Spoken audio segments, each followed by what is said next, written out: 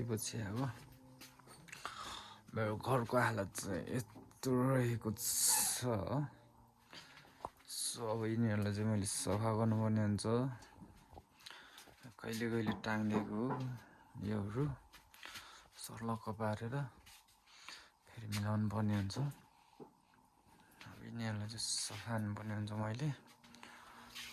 Room अब कति लाग्छ यो झुन्डाको यो झोलाहरू सबै फालिने हो। यिनीहरू यो अलिअलि जति सक्छ आफूले मैले जति सक्छ त्यो चाहिँ अब गर्नुपर्ने हुन्छ। अब काम स्टार्ट हुनुपर्ने हुन्छ। मैले टक्क अब काम बनाउँदो रहेछु। अब यतातिरको सबै योहरू चाहिने मात्रै राख्ने छु, नचाहिनेहरू चाहिँ फाल्नेछु मैले। योहरू भयो, यो के हो, यो चाहिनेहरू मात्र राख्ने, नचाहिनेहरू सब फाल्नुपर्ने हुन्छ मैले। अझ किचनको सरसफाइ हुन्छ, भोलि उतापट्टि घरको सरसफाइ हुनेछ मेरो। यता चाहिँ यस्तो रहेको छ यो झुन्डाको झोलाहरू सब चाहिनेहरू मात्र राख्ने, नचाहिने केही पनि नराख्ने। यस्तो छ, अब यस्तो रहेको छ लिस्ट स्टार्ट। अब के हुन्छ, कतिको चाहिँ सफा गर्न सक्छु त मैले है। लगाएछ अब हेरौँ। आज चाहिँ यो सफा हान्नुपर्ने हुन्छ मैले। मेरो खेताला पनि छ हाम्रो आज। उहाँहरूलाई चाहिँ अब मैले चौचौ बनाइदिनु लाग्यो। अहिले चाहिँ यस्तो भइरहेको छ काम मेरो।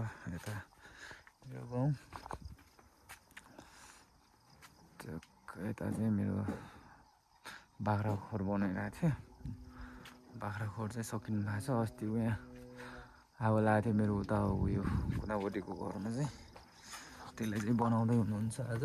म चाहिँ यता खाजा पनि बनाउने, सरसफाइ पनि गर्ने भनेर दमदार टाढोमा लाग्दैछु। अब यिनीहरू के हो, चाहिने चिजहरू मात्रै नराख्ने, नचाहिने चिजहरू के पनि नराख्ने। यो बोटाहरूलाई पनि सब हटाउने विचार गरिरहेको छु। हेरौँ के कस्तो हुन्छ। ल अब चाहिँ स्टार्ट भएको अवस्था मेरो काम टक्क हुँदैछ। अब के अब टाइम लेफ्टमा गरौँ है त गाइज।